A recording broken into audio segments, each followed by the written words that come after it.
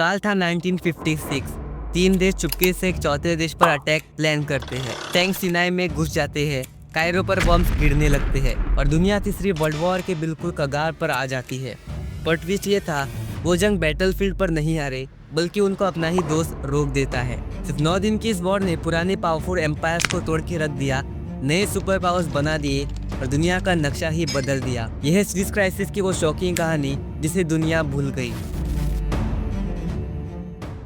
1950s दुनिया world war 2 के जख्म से अभी भी उभर रही थी, लेकिन नए टेंशन्स उभर रहे थे, न सिर्फ देशों के बीच बल्कि पुरानी एम्पायर्स और एक नई दुनिया के बीच। कोल्ड वॉर आग उगल रहा था। अमेरिका और यूएसएसआर मिडल ईस्ट को अपना बनाना चाहते थे और बीच में था एक 193 kilometre man made peace canal जो मेडिटेरियन सी को रेड सी से कनेक्ट करता है।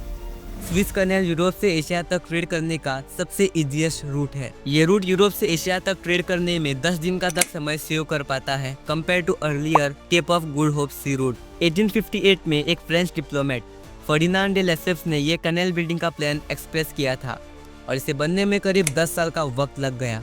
भले ही ये कैनाल इजिप्ट की जमीन पे था, लेकिन मोस्टली ब्रिटिश और फ्रेंच स्टेक होल्डर्स का इस पर कंट्रोल होने पर 80 साल से ब्रिटेन और फ्रांस का इस पर कब्जा था।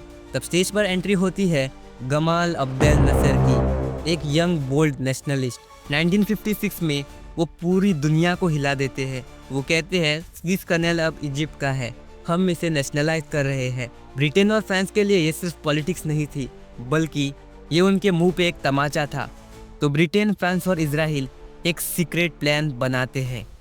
इजराइल इजिप्ट के सिनाई पर अटैक करेगा, ब्रिटेन और फ्रांस पीस कीपर बन के इंटरवीन करेंगे, असल में वो कनाल वापस छीन लेंगे।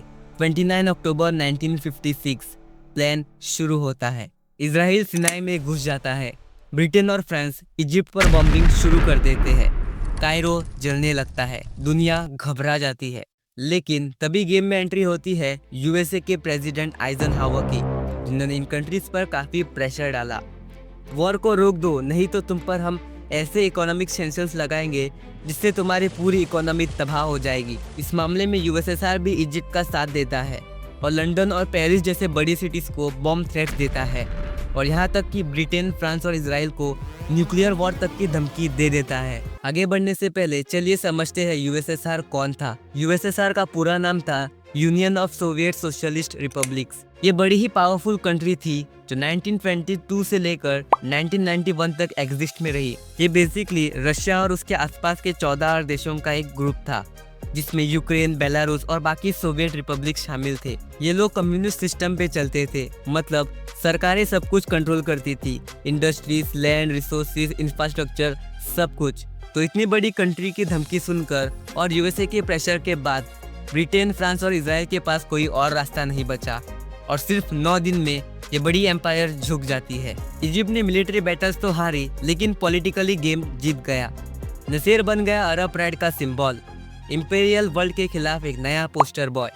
ब्रिटेन और फ्रांस, उनके एम्पायर्स बनने के सपने वही टूट गए। स्विस क्राइसिस ने दिखा दिया वो सिर्फ नाम के सुपर पावर्स थे और तब से दुनिया ने एक नया शेप ले लिया।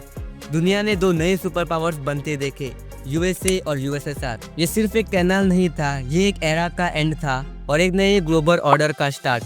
पर फिर भी कितने लोग इसके बारे में जानते हैं? छोटी वॉर्स कभी कभी सबसे बड़े चेंजेस लाती है। धन्यवाद।